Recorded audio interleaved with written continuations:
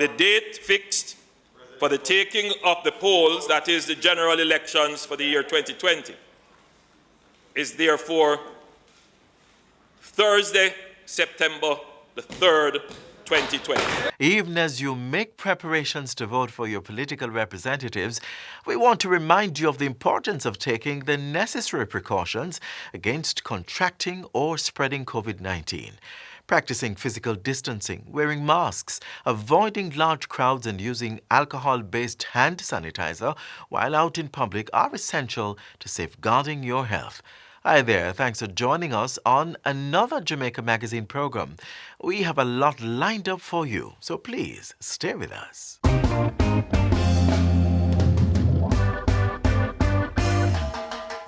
The JIS Heritage Competition is celebrating 10 years of youth expression on Jamaican history, culture and tradition.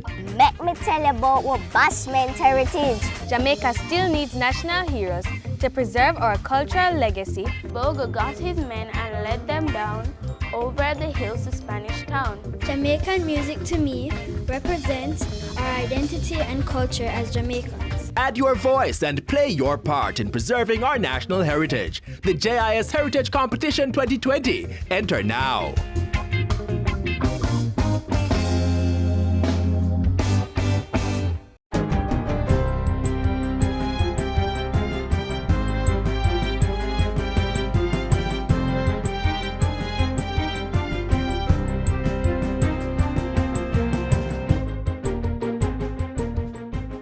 Good day, I'm Stephen McHugh, and this is your JIS News for Monday, August 17.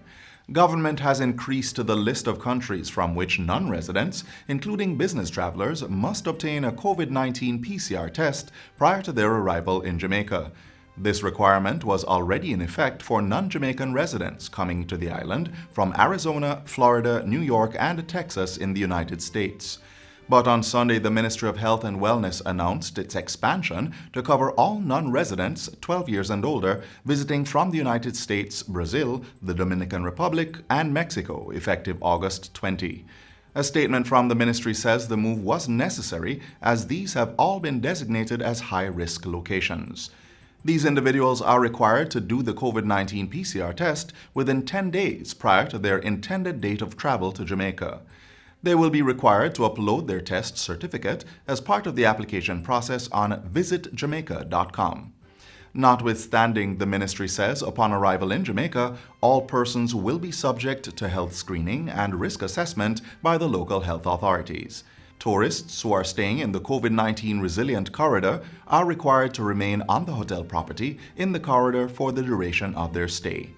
Short-stay business travelers will have to remain at their intended address, whether that's a hotel or private home, and will only be allowed to leave to conduct their business meetings.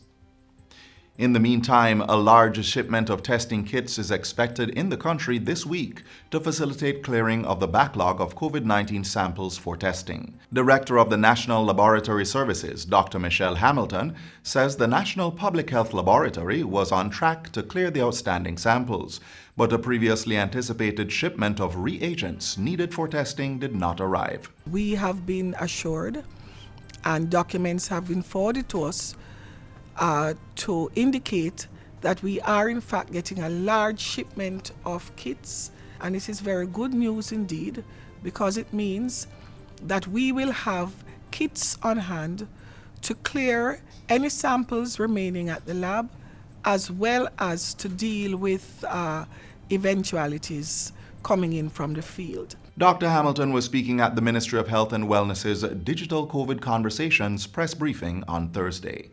She said the samples to be tested are all from July.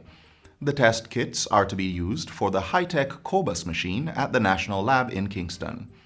The machine allows for the testing of about 384 samples during each 8-hour shift at the lab. Meanwhile, the Electoral Office of Jamaica EOJ and the Ministry of Health and Wellness have agreed on a COVID-19 protocol for elections. Director of Elections Glasspool Brown says on the day before the September 3 election, the ECJ will screen all election day workers. For the voting public, the protocol requires that every elector must wear a mask to the polling station. Persons' hands will be sanitized before they are ushered into the different polling stations. In addition, Mr. Brown says the ink that persons will be asked to dip their fingers in is an alcohol-based ink which has certain chemical features that prevent the transmission of any infections. As an additional safety measure, voters will be asked to re-sanitize their finger before dipping in the ink. The Director of Elections says the ECJ will be continually sanitizing the polling stations throughout the course of the day. Meanwhile, Chief Medical Officer Dr. Jacqueline Bisesa-McKenzie says the Health and Wellness Ministry is trying to work out how persons and communities in quarantine may be allowed to vote on Election Day. We are looking at the experiences of other countries, how they have handled this situation. So we are looking at some guidelines for those precautions in terms of the person that is in quarantine.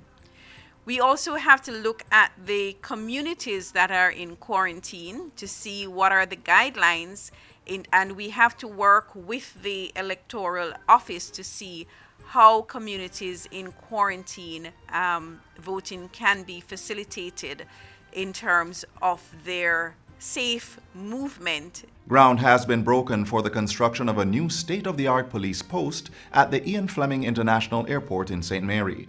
The construction is expected to cost $40 million, and funding is being provided by the Airports Authority of Jamaica. The existing police post is housed in a caravan. It will be replaced by a single-story 2,000-square-foot building with a reception area, guard room, holding cells, interview room, kitchen and lunchroom, among other amenities. The construction of this facility will give the officers pride and dignity while executing their duties. It will also give them what we believe is indeed due to them, a comfortable working space. Construction is slated for completion in October. It forms part of the National Security Ministry's project Rebuild, Overhaul, Construct, ROC. The Universal Service Fund, USF, is making $45 million available for postgraduate students to access information and communications technology ICT research grants. The grants will be accessible to Masters and Doctors of Philosophy students. The USF will disperse the money to universities under its Tertiary ICT Graduate Research Grant Program, which was recently launched at the Jamaica Pegasus Hotel in Kingston. This program will provide the stimulus needed to take a keen look at issues within the ICT sphere and to develop practical solutions as it relates to the Jamaican space and certainly beyond our shores. The deadline for proposals will be in October, following which a decision will be made in November on the successful applicants. And finally, 20,000 teachers have been trained to deliver virtual lessons in preparation for the new academic year in September. Acting Chief Education Officer Dr. Kassan Troop made the disclosure during a virtual webinar recently. And so the students are not going back into unfamiliar territory. Our stakeholders are ready. We are taking care of our teachers. We have done a series of empowerment sessions for our teachers to express our appreciation for what they have done and to inspire them to continue to give back to Jamaica. And that's it for JIS News Today. I'm Stephen McHugh. Thanks for watching.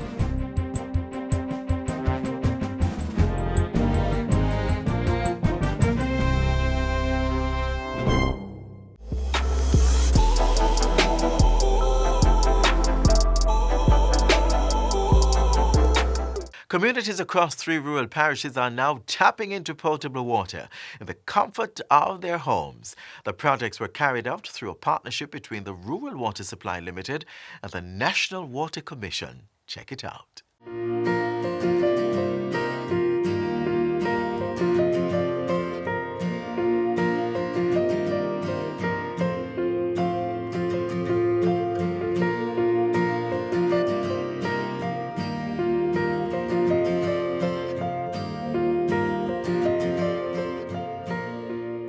For you every day, you have to contemplate how you're going to live your life without water. And for many of you, it would have been a struggle. That's the challenge for many Jamaicans, not being able to access potable water in the comfort of their homes. While some persons have intermittent shortages, for others it has been a long-standing issue. Who don't have to buy water, have to catch water, store water, walk with water. While other people have Convenience. Turn on the pipe and have water in them house. Why you can't have that? The government has been putting a serious dent into this burning issue by making water available to communities across the island. This is being done through the combined efforts of the National Water Commission (NWC) and the Rural Water Supply Limited (RSWL). In modern Jamaica, we should reach the point where everybody has potable water, meaning water that you can drink, water that you can use to do your domestic chores with in your home. And that is our goal.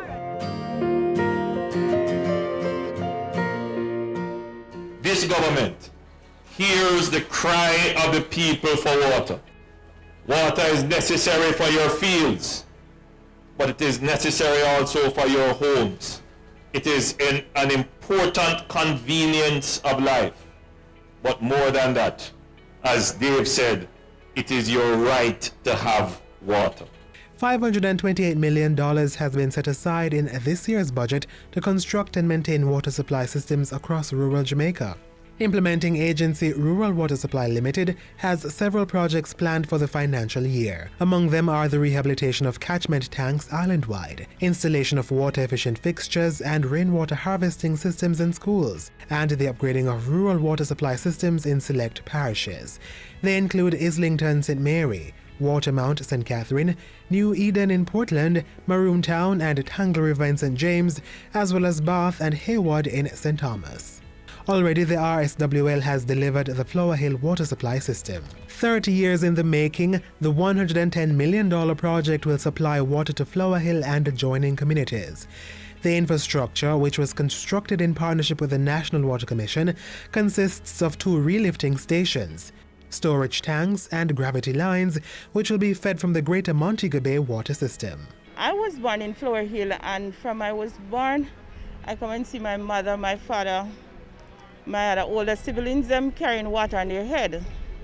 And that was so painful because we have to carry it from some river. I'm very, very, very happy because you see this water problem, it has been plaguing this community for years and years and years gone by.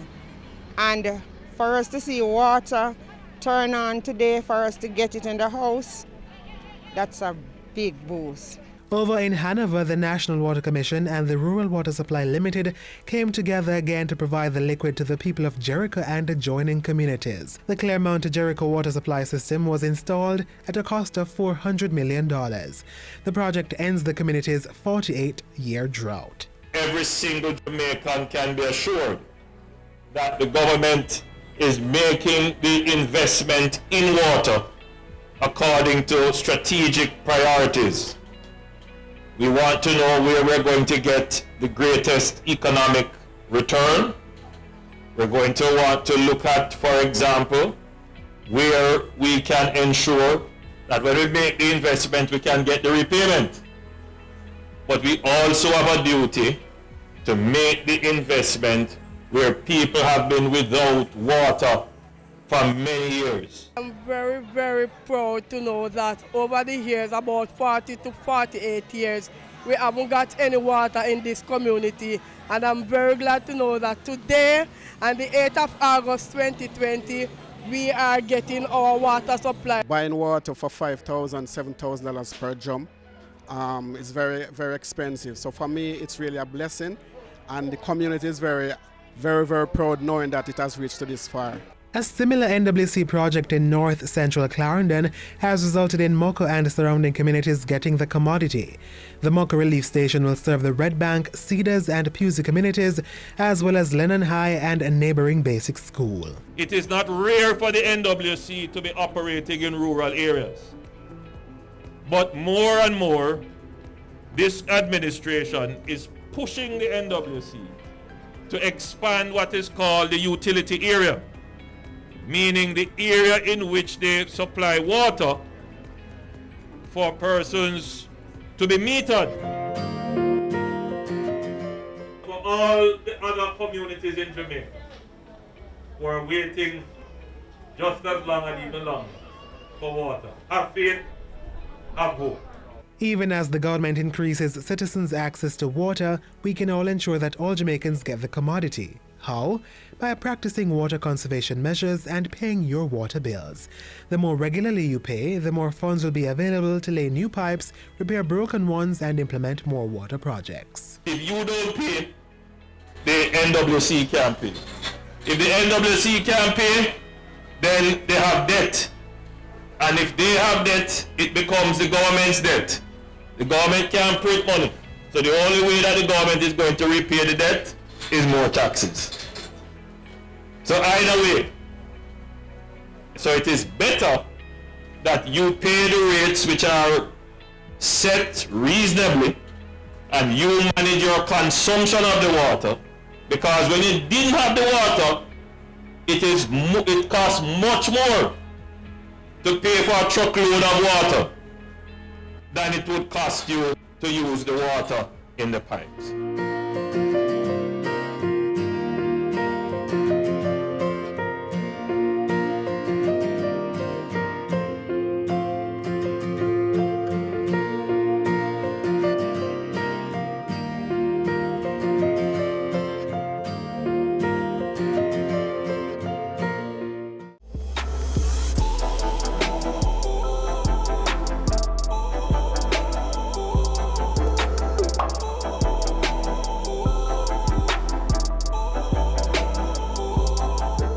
Trees are commonly considered the lungs of the earth as they turn carbon dioxide into oxygen.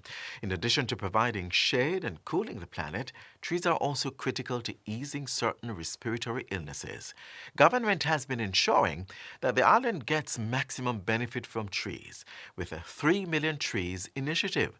Let's hear more next. Climate change is real. We must address it in order to secure our future.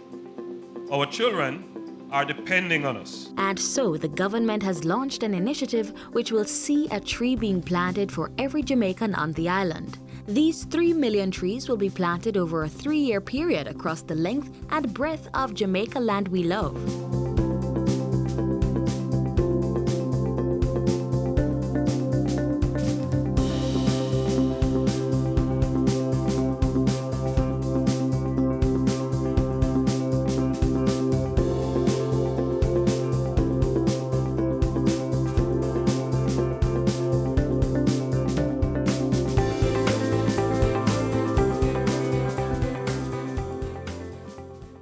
Planting trees, of course, is one of the ways in which Jamaica is taking deliberate, strategic, and decisive action to mitigate the effects of climate change. The program will be managed by the Forestry Department with support from the European Union's Development Fund. €1 million of the total amount will be specifically dedicated to reforestation and maintenance of degraded lands, with special attention to species that are indigenous to Jamaica. Our aim is to improve the resilience of our coasts, hillsides, and plains, while also improving the beauty of our urban centers, major thoroughfares, parks, and the added effect of offsetting greenhouse gas emissions. All the trees that we are planting over the next 3 years will be for nothing if we don't deal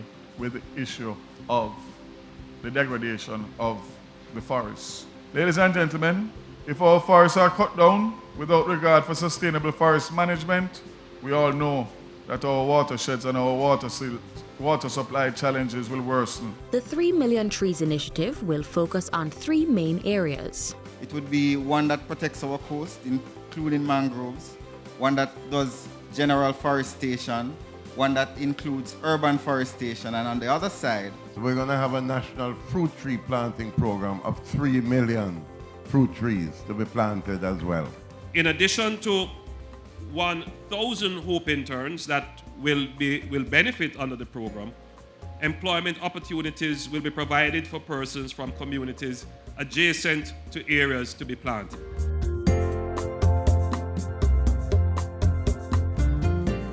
2 million timber seedlings will be planted on over 3,000 hectares of land managed by the Forestry Department. The department will distribute the remaining plants, a mixture of timber and ornamentals, to the public. We want to get more of the private sector adopting hillsides. These are lands that we manage, that we want to just take charge and be responsible for the maintenance of all of that.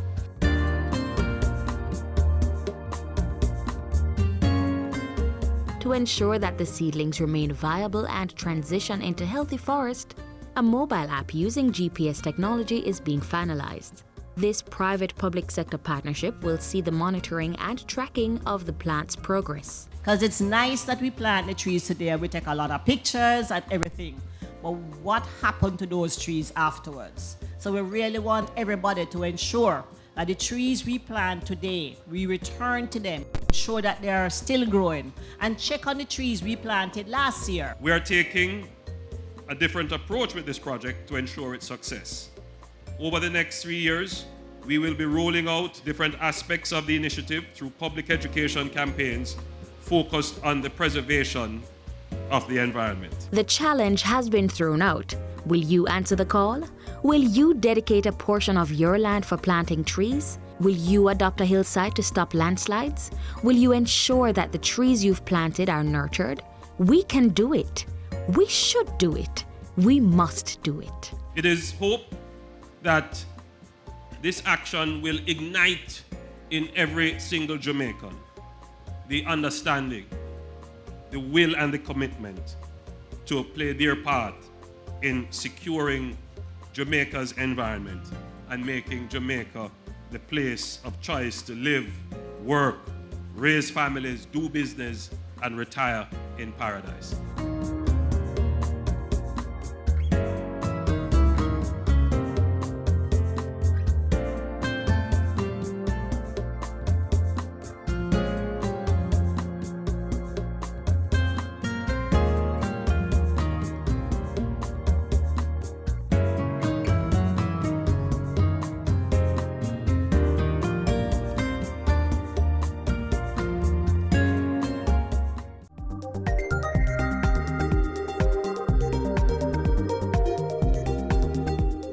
Maintaining good health is a major priority, especially now with COVID-19.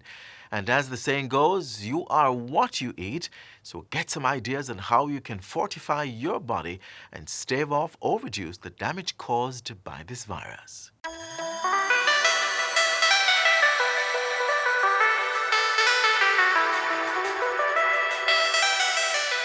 The novel coronavirus 2019, or COVID-19, is a respiratory illness that may present with a fever, dry cough, and tiredness. Persons may experience more severe symptoms such as shortness of breath and difficulty breathing.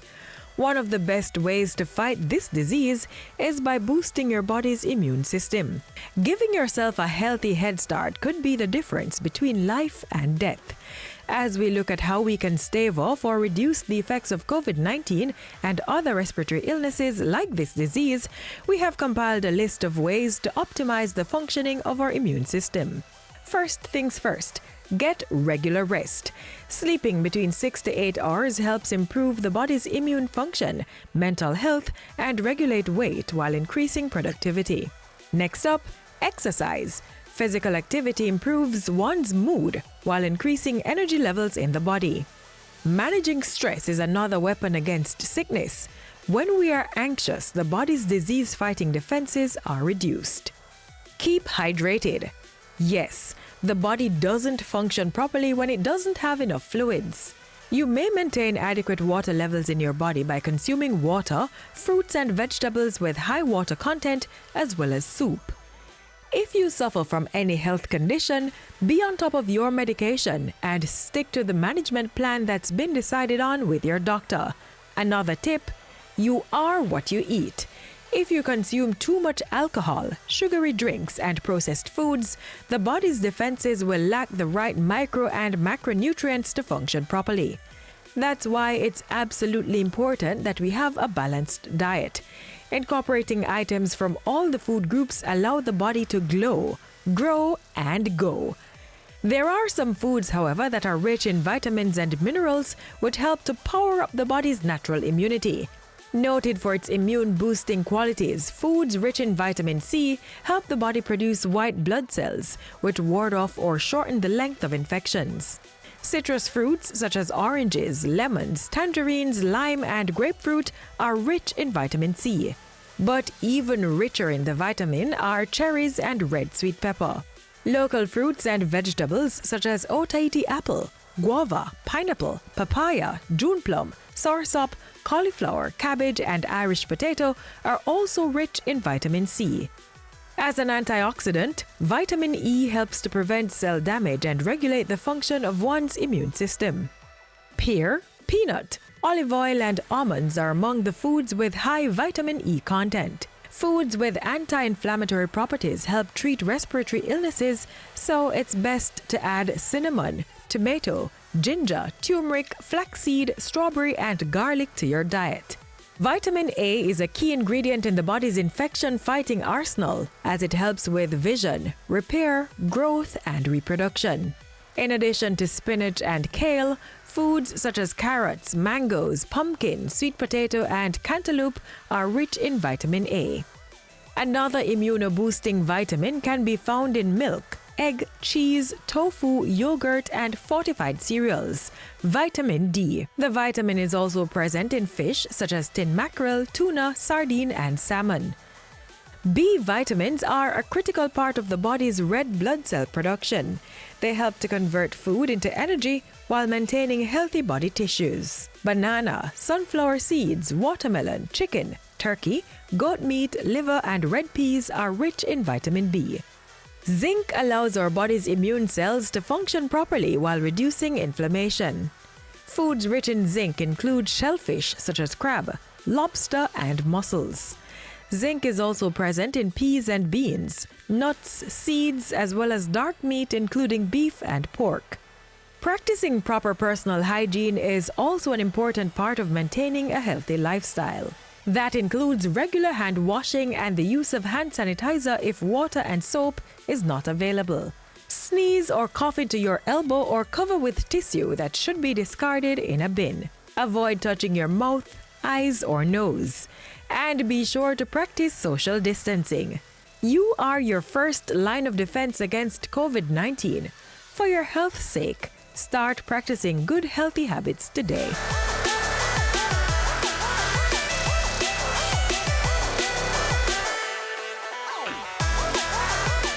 That's all the time we have for you today, but be sure to join us again tomorrow around about the same time right here on this station. Missed aspects of today's show? Watch it from the start on our website, jis.gov.jm, or on our YouTube channel. Want to keep in touch with us? Then send an email, jamaicamagazine@jis.gov.jm. You may also connect with us on social media and through our mobile app. On behalf of the entire team here at the JIS, I'm Adrian Atkinson. Thanks for watching, and do take care.